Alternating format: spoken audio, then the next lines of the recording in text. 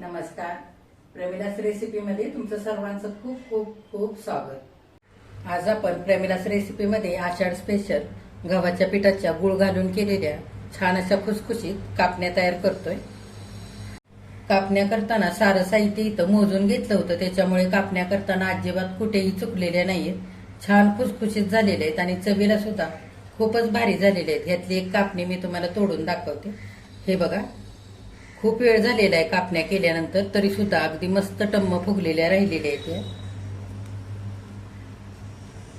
हे बघा, आतून छान पोकळ आणि खुसखुशीत अशा या करून तयार झालेल्या आहेत. लगेच रेसिपीला सुरुवात करूयात. आता खुसखुशीत कापण्या करण्यासाठी इथं मी ह्या कपाने सारं साहित्य मोजून घेतलेलं आहे. असे जर तुमच्याकडे कप नसतील तर एखाद्या वाटीने किंवा एखाद्या भांड्याने सगळं साहित्य मोजून घेतलं तरी चालेल. सगळं साहित्य मोजून घेतलं की कापण्या सुद्धा आपल्या अगदी छान तयार होतात. त्याच्यासाठी तर इथं मी 2.5 कप भरून गव्हाचं पीठ घेतलंय, अर्धा कप बेसनचं पीठ आणि पाऊण कप सुरीने गुळ कापून घेतलेला आहे. आता सगळ्यात आधी आपल्याला कापण्याचं पीठ मळण्याकरता गुळाचं गोड पाणी तयार करायचंय. तर इथं मी गुळ सुरीने आधी कापून घेतला आणि नंतर मोजून घेतलेला आहे. तर गुळ घेताना आधी कापून घ्यायचा आणि नंतरच मोजायचा, म्हणजे गुळाचं प्रमाण अगदी बरोबर होतं. तरी सुद्धा तुम्हाला हा गुळ कमी किंवा तुमच्या आवडीप्रमाणे जास्त वापरायचं असेल तरी सुद्धा इथं तुम्ही वापरू शकता. आता गुळ आपल्याला विरघळून घ्यायचा आहे. तर इथं गॅसवरती कढई ठेवले, जेवढा गुळ घेतला होता त्याच वाटीने मी इथं पाणी घेतलेलं आहे, पाऊण वाटी. आता पाणी थोडंसं गरम झालेलं आहे. आपण सगळा गुळ पाण्यामध्ये घालूया.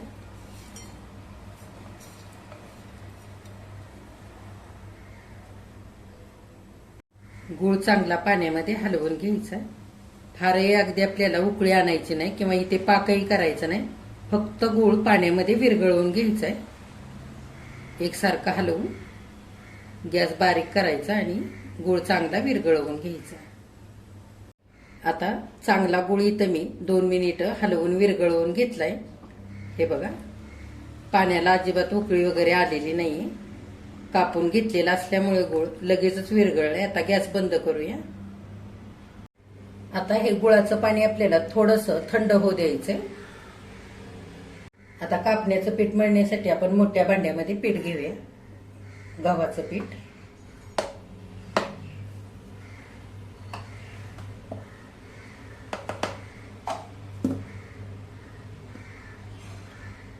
बेसनचं पीठ सुद्धा घेऊया. गव्हाचं पीठ आणि बेसनचं पीठ चाळून घेतलेलं आहे. आता पिठामध्ये चवीनुसार मीठ घालायचंय. पाव चमचा मीठ घेतलंय. पोह्याच्या चमच्याने 1 चमचा भरून सुंठ पावडर घेतली, ती घालूया.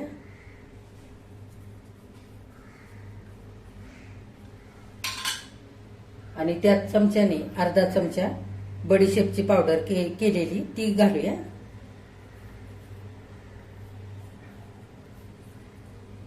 आता कापण्या आपण इथं गुळाच्या करतोय तर थोडंसं जायफळ सुद्धा घालायचं. जायफळाचा छान सुगंध येतो. गुळाचे कोणतेही पदार्थ करत असताना थोडंसं जायफळ जरूर घालायचं किसून.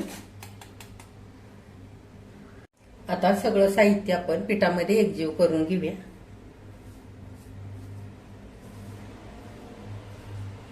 आता पिठामध्ये सगळं साहित्य चांगलं मिसळून घेतलेलं आहे. 2 चमचे इथे तेल कडकडीत गरम करून घेतलंय. ह्या जागी तुम्ही तूपही वापरू शकता. आता पिठावरती आपण हे गरम करून घेतलेलं तेल घालूया आणि तेल चांगलं मिसळून घ्यायचं. सुंठ, बडीशेप आणि जायफळ घातलंय, त्याचा मस्त सुगंध आलेला आहे. आता तेल घातल्यानंतर सगळ्या पिठाला असं तेल चोळून लावून घ्यायचं, म्हणजे मस्त आपल्या खस्ता आणि खुसखुशीत कापण्या तयार होतात. त्याच्यासाठी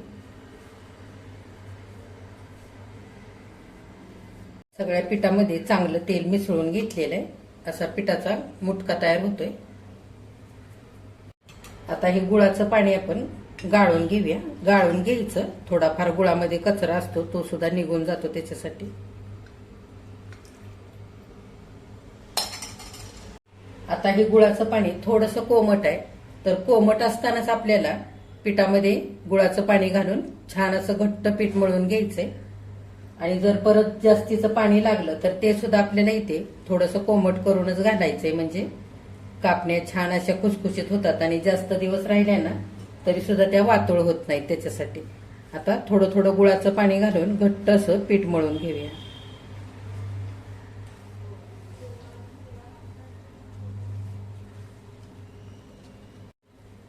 आणखी घालूया गुळाचं पाणी.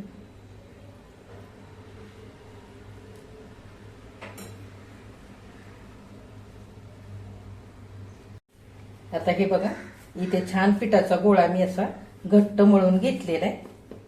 सगळं गुळाचं पाणी इथे पीठ मळण्याकरता लागलेलं आहे. वरती पाणी अजिबात लागलेलं नाही. आपण पुरीला कसं पीठ मळतो तसंच इथे घट्ट असं मी पीठ मळून घेतलेलं आहे.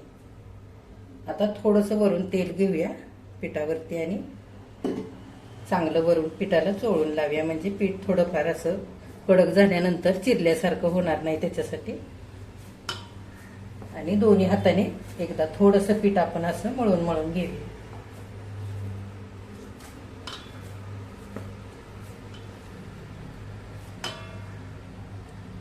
आता पिठाचा गोळा आपल्याला झाकून 10 मिनिटांकरता मुरण्यासाठी ठेवून द्यायचा आहे.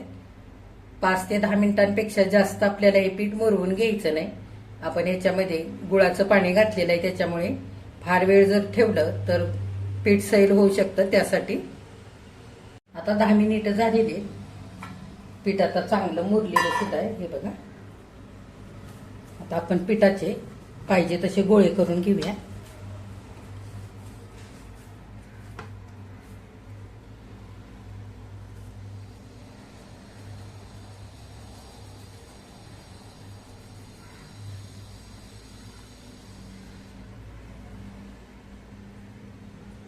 सगळ्या पिठाचे असे गोळे करून घेतलेले. आता आपण पिठाचा एक गोळा घेऊन लाटून घेऊया.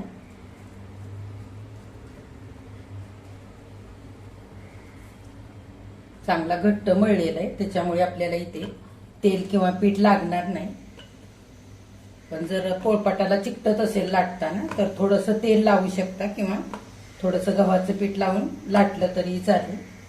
फार पातळ असं लाटायचं नाही, चपातीपेक्षा थोडंसं जाडसर लाटून घ्यायचं.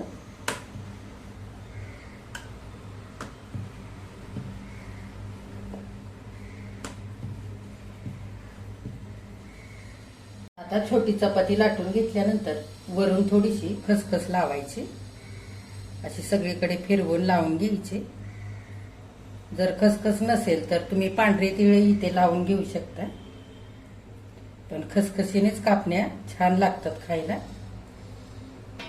आणि वरून चांगलं लाटून घ्यायचं, म्हणजे ही लावलेली खसखस चांगली चिकटते पिठाला. आणि दोन्ही बाजूने लावायचे असेल ना तरी सुद्धा तुम्ही लावू शकता. हे बघा, इथे आता सगळ्या चपातीला खसखस लावून असं जाडसर चपाती लाटून घेतलेली. चपातीपेक्षा थोडंसं जाडसर लाटलेलं आहे.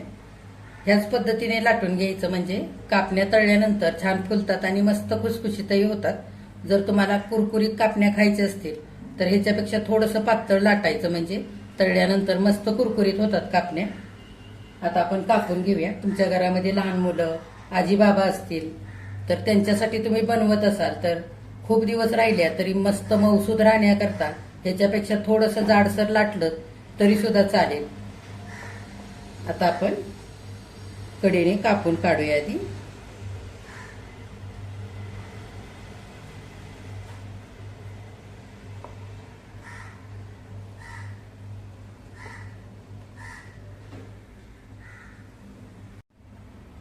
आता कापण्या त्रिकोणी आपल्याला कापून घ्यायचे. तुमच्या आवडीप्रमाणे लहान किंवा मोठ्या तुम्ही कापून घेऊ शकता.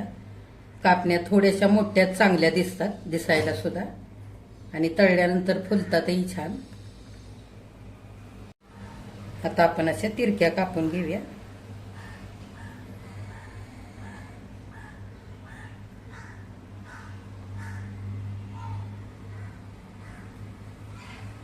आता इथं सगळ्या कापण्या मी अशा कापून घेतलेले ताटामध्ये काढून घेऊया.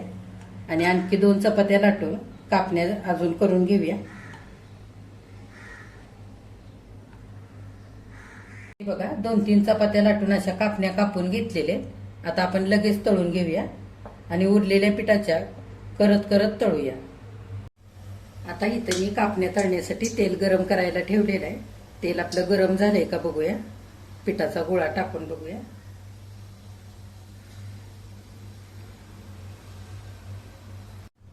आता पिठाचा गोळा टाकल्यानंतर हे बघा तळल्यानंतर वरती आलेलं आहे, म्हणजे आपलं तेल चांगलं तापलेलं आहे.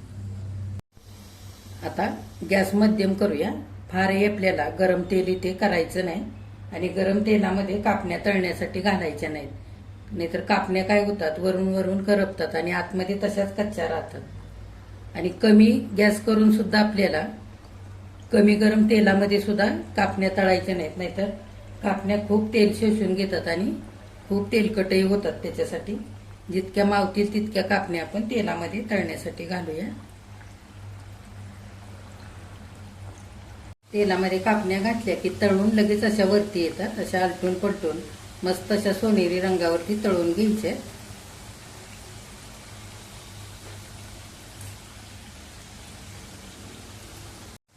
गॅस मध्यम करूनच कापण्या चांगल्या तळून घ्यायच्या, म्हणजे आतपर्यंत छान तळल्या जातात. मस्त फुलतायत बघा.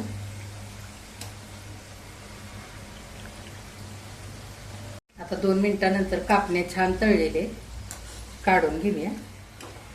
फारही अगदी लाल होईपर्यंत तळायच्या नाहीत, नाहीतर तेलातून काढल्या तरी सुद्धा गरम तेलामुळे त्या तळत राहतात आणि काळपट होतात. त्याच्यासाठी काढून घेऊया.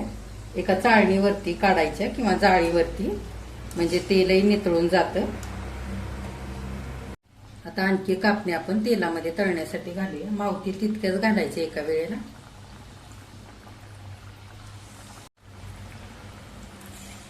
आता अशा तेलावरती कापण्या तरंगायला लागल्या की आलटून पलटून सोनेरी रंगावरती ह्या कापण्या सुद्धा आपण छान तळून घेऊया. 2-3 घाण्यानंतर तेल अगदी जास्त गरम होतं आणि नंतरच्या कापण्या तळताना थोड्याशा लगेचच तळल्या जातात आणि वरून खूप जास्त लाल होतात किंवा करपतात. तर अशा वेळेला काय करायचं, थोडा वेळ गॅस बंद करायचा, तेल थोडंसं थंड होऊ द्यायचं आणि नंतर थोड्या वेळाने उरलेल्या कापण्या तळून घ्यायच्या, म्हणजे एकसारख्या रंगावरती साऱ्या कापण्या तळल्या जातात. बघा मस्त अशा खुसखुशीत कापण्या इथे करून तयार झालेले आहेत खाण्यासाठी.